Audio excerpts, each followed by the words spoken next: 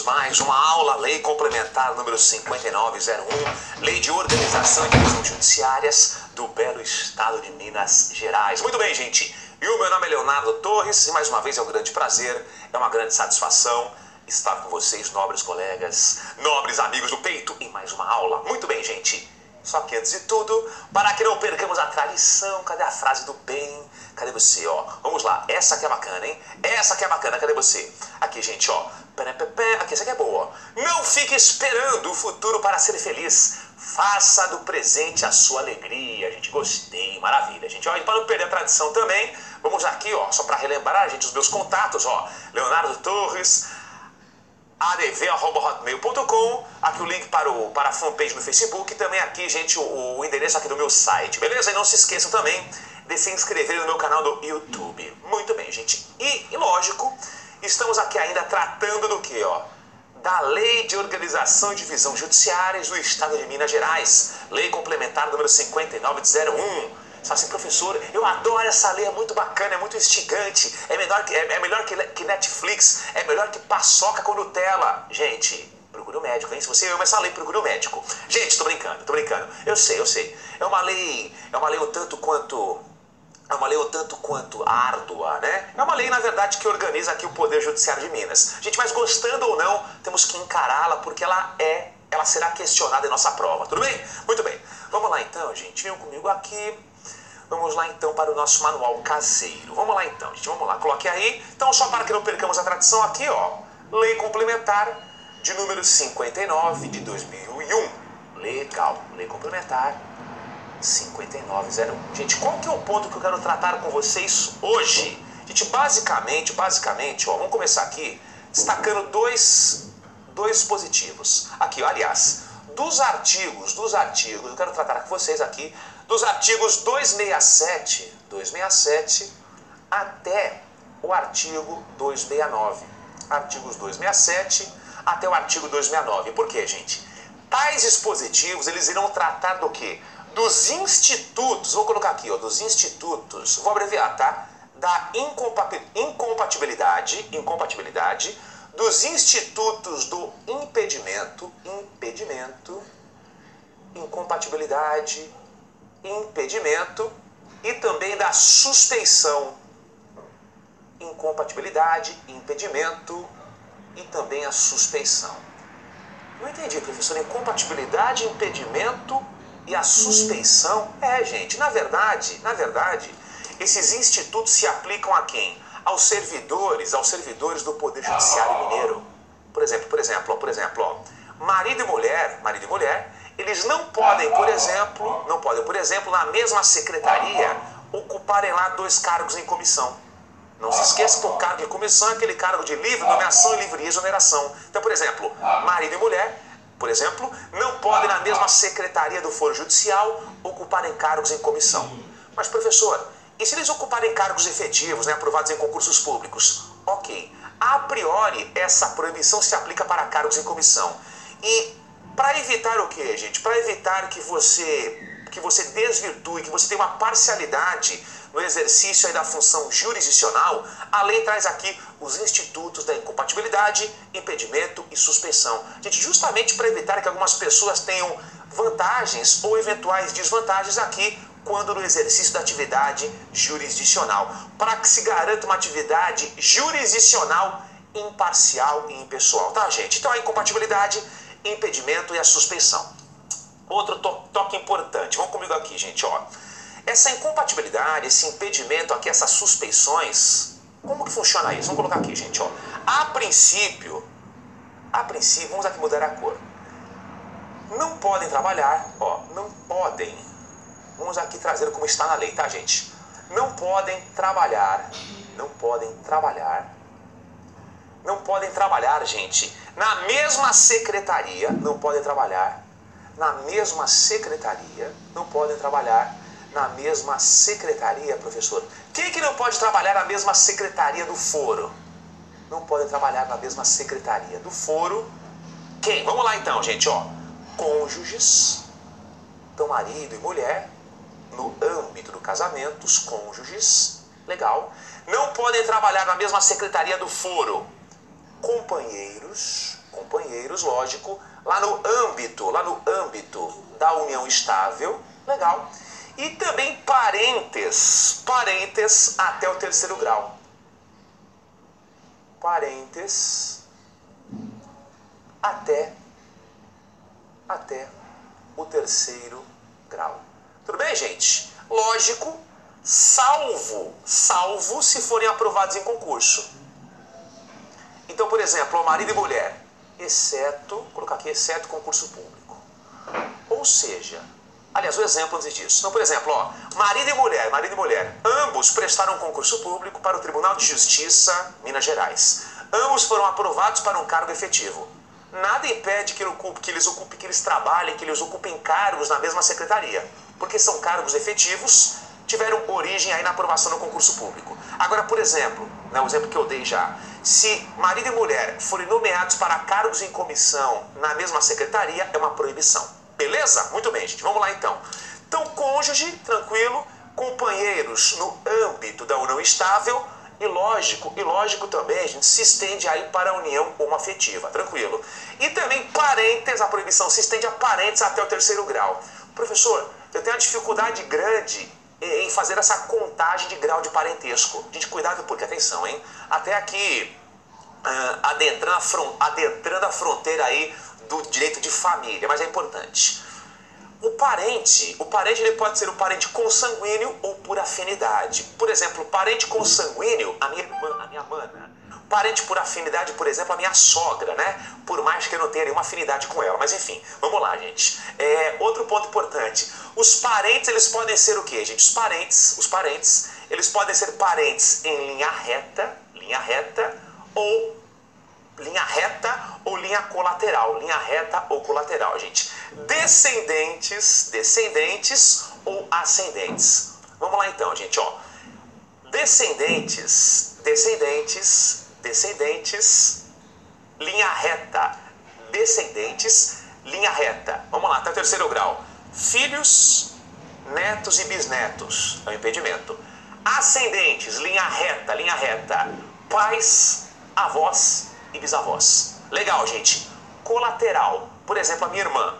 Para que eu chegue nela, é fundamental que eu, antes disso, suba até a origem. Origem, pais, primeiro grau. Minha irmã, segundo grau. Minha sobrinha, terceiro grau. Não poderia. Agora, minha tia Concheta, lá do bairro da Moca, em São Paulo. Um abraço, bairro da Moca. Minha tia Concheta. Vamos lá, gente, Para que eu chegue na titia, é fundamental que eu chegue lá, né? Que eu chegue à origem. Pais, primeiro grau.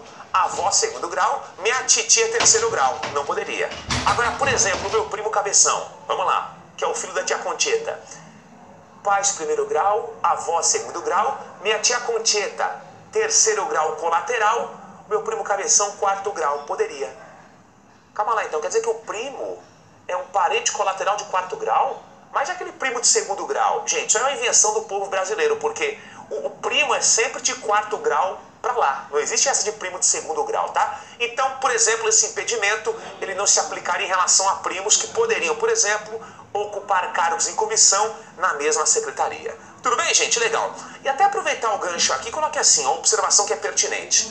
Não se esqueçam também que nós temos aquela famosa súmula vinculante número 13. Súmula vinculante número 13.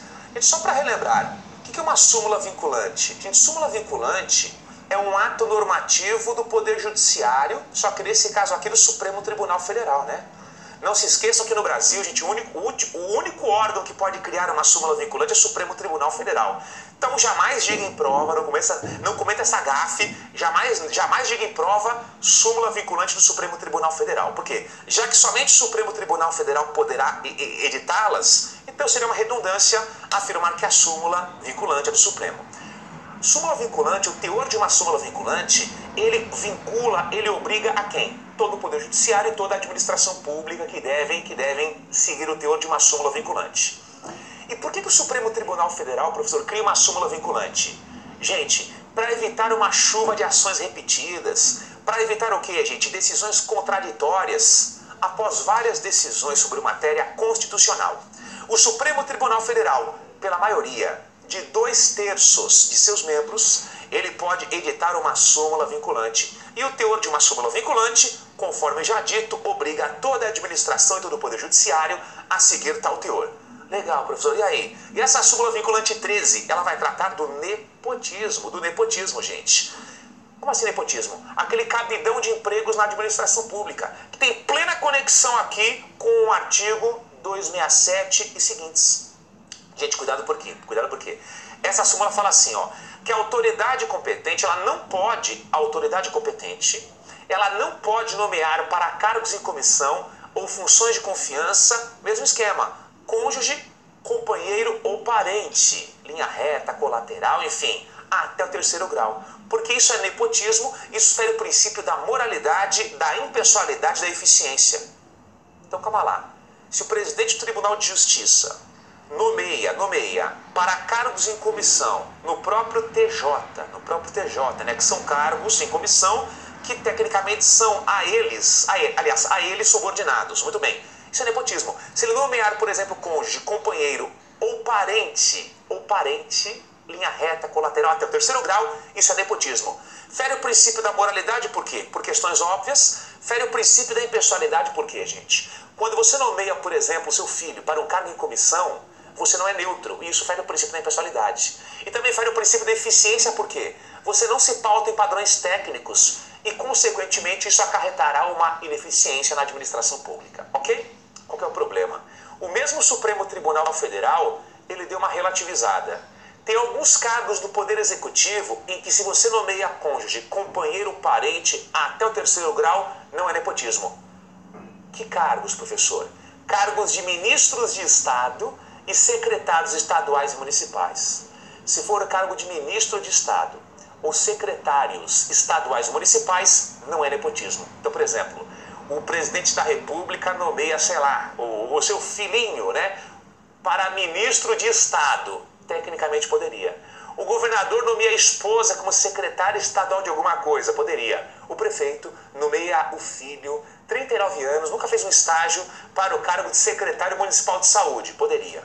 Enfim, são cargos políticos em que o gestor, ele quer o quê? Pessoas da sua confiança ao seu lado. Cônjuge, companheiro, parente também pode. Legal. Cuidado por quê, gente? Estas exceções, de acordo com o Supremo, elas se limitam ao Poder Executivo. Não se estendem ao Tribunal de Contas, tá? Porque Tribunal de Contas é um órgão técnico e não político. Por exemplo, ó, imaginemos que o governador de Minas Gerais nomeie, por exemplo, a esposa como conselheira do TCE, Tribunal de Contas do Estado. É nepotismo, porque, conforme dito, o Supremo entende que o Tribunal de Contas é um órgão técnico e não político. Legal? Muito bem. Vamos prosseguir isso aí, gente. Ó, outro dispositivo também que nos interessa é aqui o próprio artigo 269, o artigo 269. Vamos aproveitar o gancho aqui, gente, para que possamos aqui nos familiarizar ao texto cru da norma. Vamos verificar aqui, ó, o que prevê o artigo 269. Cadê você? 269 está aqui, gente, ó. Ao servidor do foro judicial é defeso. Gente, calma lá. O direito, de vez em quando, ele traz algumas expressões um pouco mais rebuscadas. E o fato de vocês conhecê-las ou não, pode ser o divisor de águas entre você acertar ou não a questão. Por exemplo, aqui, gente, ó, ao servidor público, aliás, ao servidor do foro judicial é defeso. Como assim defeso? É proibido. Ok, gente? Por exemplo, ó, eu me formei em 2004, ingressei na faculdade em 99. 99, 2009, 2019. Quase 20 anos aqui respirando o direito. Gente, hoje em dia, ainda quando eu estudo, porque eu sou um eterno estudante do direito, assim como vocês, eu me deparo com expressões que eu não entendo. Falo, o que é isso?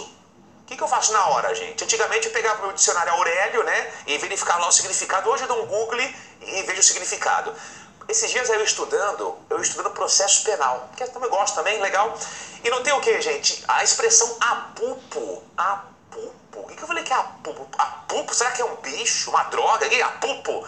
Fui lá no Google, descobri lá que apupo são aplausos. Gente, verifique o significado das questões, aliás, das expressões, porque pode ser um divisor de águas entre a aprovação ou não no concurso público, tá? Muito bem.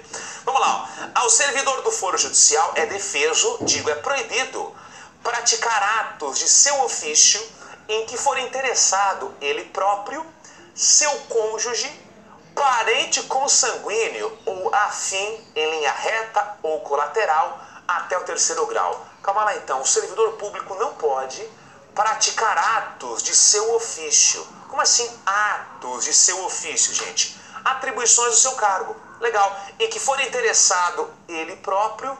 Então espera um pouquinho, para tudo.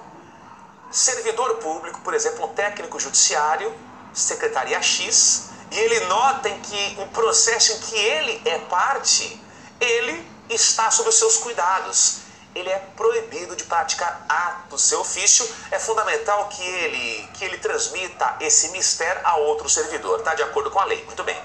Também ele não pode praticar atos em que seja interessado o seu cônjuge. Lógico, coleguinhas, também se estende para a união estável, companheiro ou companheira. E óbvio, também se estende para a união homoafetiva. Ou parente consanguíneo em linha reta. Aliás, parente consanguíneo afim em linha reta. Ou colateral até o terceiro grau. Gente, cuidado porque, e além de ser uma proibição, né, além de ser um impedimento aqui no âmbito administrativo, em tese, né, pelo menos formalmente falando, pode até caracterizar um crime contra a administração pública, em tese pelo menos. E também em tese lá um ato de improbidade administrativa. Não se esqueçam, gente, o ato de improbidade administrativa são aqueles previstos onde? Na lei de improbidade, que é a Lei 8429 de 92, uma lei super importante. Essa lei traz o quê, gente? Os atos de improbidade, que atrapalham o bom funcionamento da administração pública. Então essa conduta aqui poderia, inclusive, ser um ato de improbidade e até um crime contra a administração pública. Cuidado, hein? O ato de improbidade por si só não é crime, tá, gente? Tanto que a ação em que o ímprobo é réu é uma ação civil e não uma ação penal. Normalmente proposta por quem? Pelo Ministério Público.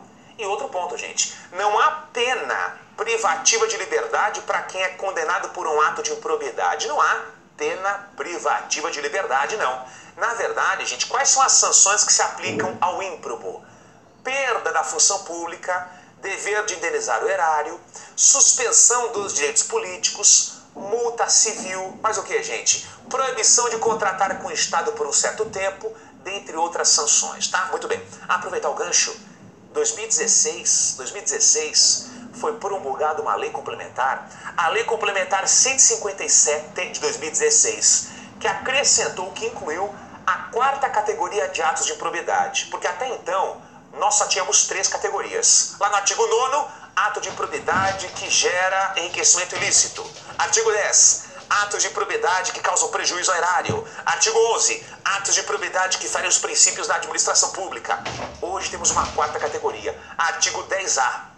Se o agente público concede um benefício, uma isenção tributária em relação ao ISS, Imposto sobre Serviços, em contrariedade com a lei, é também um ato de improbidade. Fiquem ligados, tá? Muito bem. Vamos prosseguir, voltemos aqui para o nosso manual caseiro, que por sinal é o mais completo do Brasil. Ah, legal. Eu também quero tratar com vocês do que, gente? Do Instituto aqui da Substituição. Instituto da Substituição. Como assim, professor? Não entendi. Como assim? Explica isso. Gente, é fácil. Ó. Primeiro, antes da explicação, notem que esse Instituto aqui da Substituição é previsto onde? Ó? Lá nos artigos 270 e também aqui no... Aliás, artigo 270 até o 272. Artigo 270 até o artigo 272. Não entendi, professor. Gente, imaginemos aqui que no caso concreto ocorra alguma situação de impedimento, incompatibilidade ou suspensão. Imaginemos que ocorra alguma situação de impedimento, incompatibilidade ou suspeição. Como que funciona? Aquele agente público, né, que sofre a incidência aí da proibição, ele deverá ser substituído, até para que se garanta uma atividade jurisdicional imparcial, até para que se evite vantagens ou desvantagens. Perfeito. E como que se dará essa substituição? Venham comigo aqui, vamos lá, gente. Ó. Então, essa substituição, no caso aí de impedimento, suspeição e incompatibilidade, ela será realizada aí pelo juiz da causa.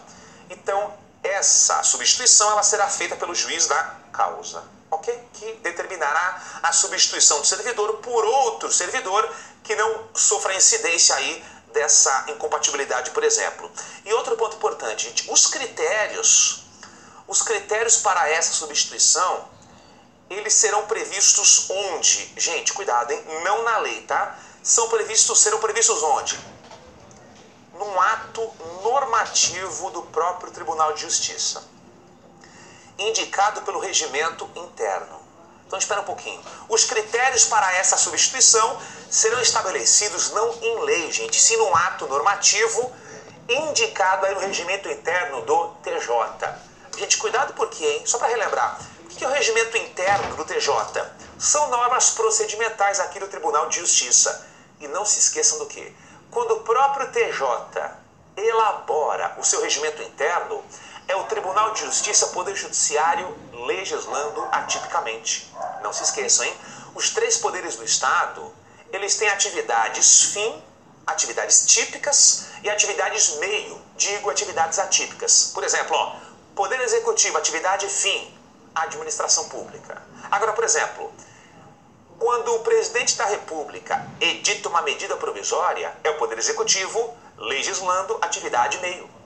Quando, por exemplo, ó, a administração pública do Poder Executivo, através de um PAD, de um processo administrativo disciplinar, ela, por exemplo, demite um servidor, tecnicamente é o Poder Executivo atipicamente julgando, num PAD. É uma função atípica, atividade meio.